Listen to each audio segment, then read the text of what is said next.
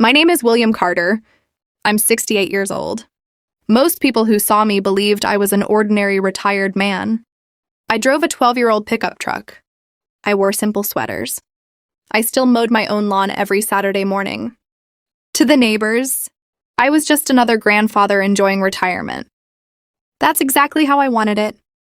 What almost no one knew was that 38 years earlier, I had founded Carter Technologies, a manufacturing company that started in a rented garage. There were days when I slept on the factory floor because I couldn't afford both rent and a motel room. I missed birthdays. I missed holidays. I sacrificed everything, so my family would never have to struggle. Over the decades, the company grew into a business worth hundreds of millions of dollars. 5,000 employees, offices in 4 states, contracts with some of the biggest companies in America. When I turned 65, I stepped down as CEO. The board insisted that I remain chairman of the board. It was a quiet role. I rarely visited the office, but every executive appointment, every major promotion, and every senior executive salary still required one final approval. Mine. Even my own son never knew. 3 years earlier, my son Daniel had joined Carter Technologies. I never told anyone he was my son. I wanted him to earn success, not inherit it.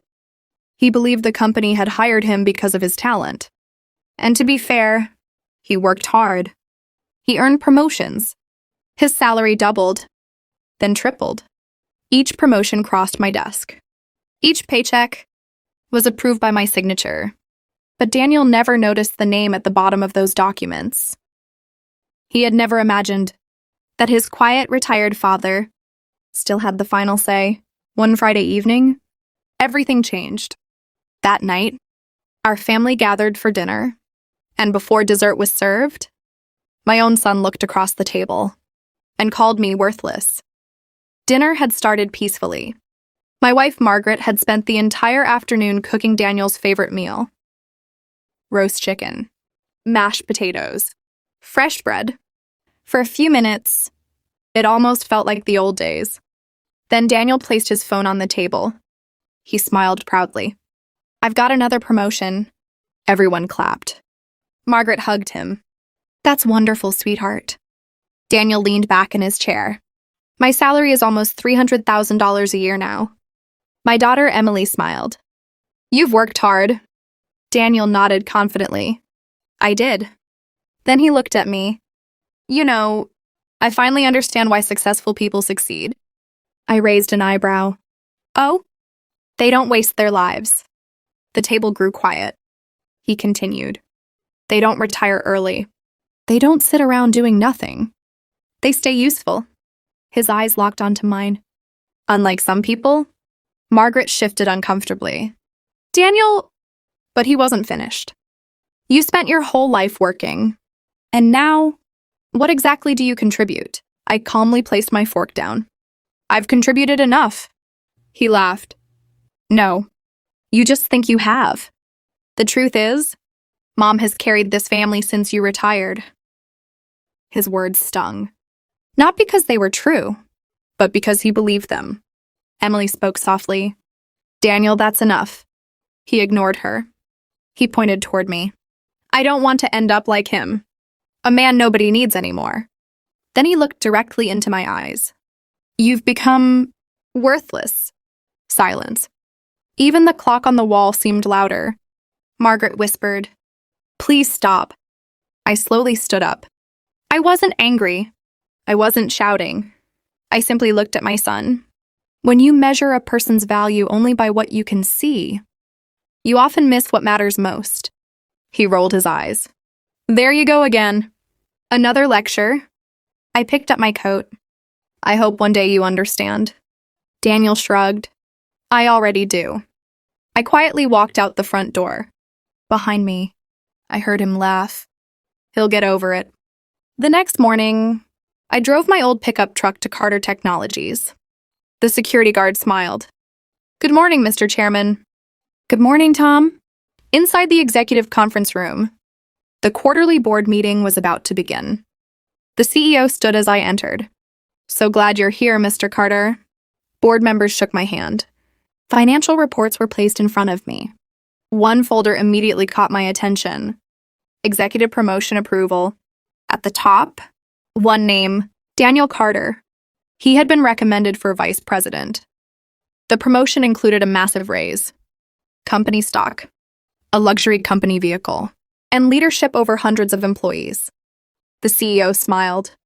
Daniel has excellent technical skills, but we'd like your final approval. I stared at the file for a long moment. Then I quietly closed it. I'd like to speak with him first. The room fell silent. The CEO nodded. I'll arrange it. Daniel had no idea that within the next 24 hours, he would walk into this very room and discover exactly who had been signing every paycheck he had ever received. The following morning, Daniel received an unexpected email. Subject, executive board meeting, attendance required. He frowned. Why would the board want to see me? His manager simply smiled. I wouldn't keep them waiting. Daniel straightened his tie, confident this was the meeting where he'd officially become vice president. He walked through the executive floor for the first time. Marble floors, glass walls, quiet hallways. The place where only the company's most powerful people worked. He smiled to himself. I've finally made it. The conference room doors opened. Inside sat 12 board members. The CEO, the chief financial officer, the company's legal counsel, and at the head of the table sat an older man in a navy suit. Daniel froze. Dad? His face turned white. What are you doing here? No one answered. The CEO stood. Good morning, Mr. Carter. But he wasn't looking at Daniel. He was looking at me. Mr. Chairman, the board is ready. Daniel slowly turned toward me. Mr. Chairman? I nodded calmly. Please sit down. The room was completely silent. Daniel looked around, waiting for someone to explain the joke. No one smiled. No one laughed. Because it wasn't a joke. The CEO began the meeting. For those who may not know, William Carter founded this company 38 years ago. He currently serves as chairman of the board.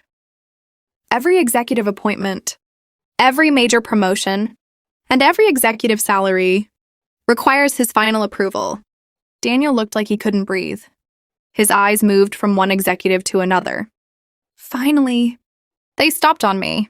You own this company? I answered quietly. I built it. The CEO placed a folder in front of Daniel. This is your promotion package. Daniel smiled nervously, until the CEO continued. It has not yet been approved. He looked at me. The final decision belongs to Mr. Carter. Daniel's hands began to shake.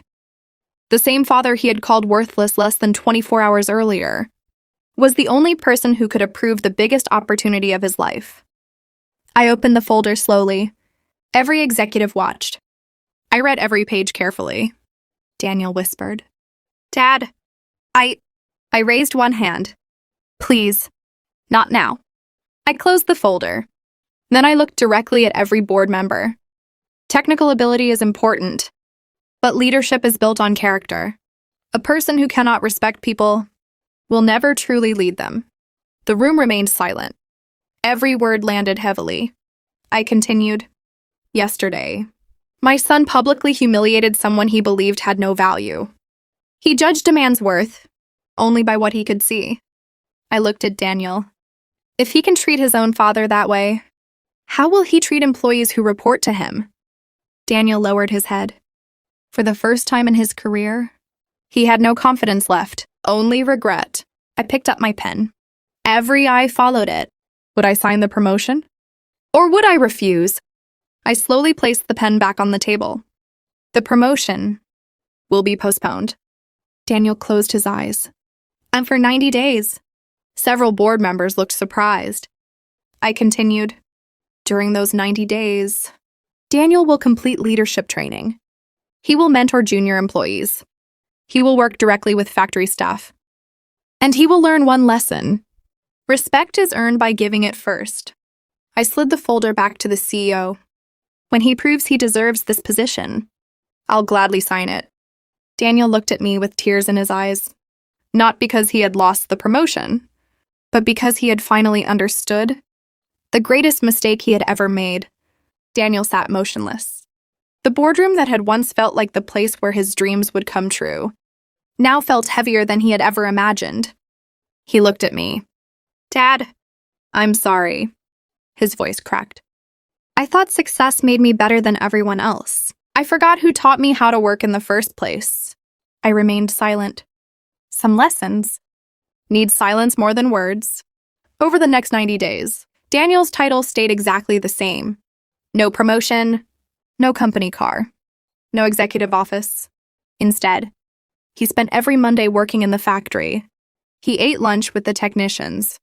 He listened to customer service representatives answer difficult calls. He visited warehouses. He spoke with janitors, security guards, receptionists, the people he had once walked past without noticing. For the first time, he understood that a company wasn't built by executives alone. It was built by thousands of hardworking people. One afternoon, Daniel saw an elderly maintenance worker struggling to carry heavy equipment. Without saying a word, he rushed over. "Let me help you." The man smiled. "Thank you." Later that day, the maintenance supervisor sent me a message. "Mr. Carter, your son is changing." That message meant more to me than any financial report. 3 months later, the board met again.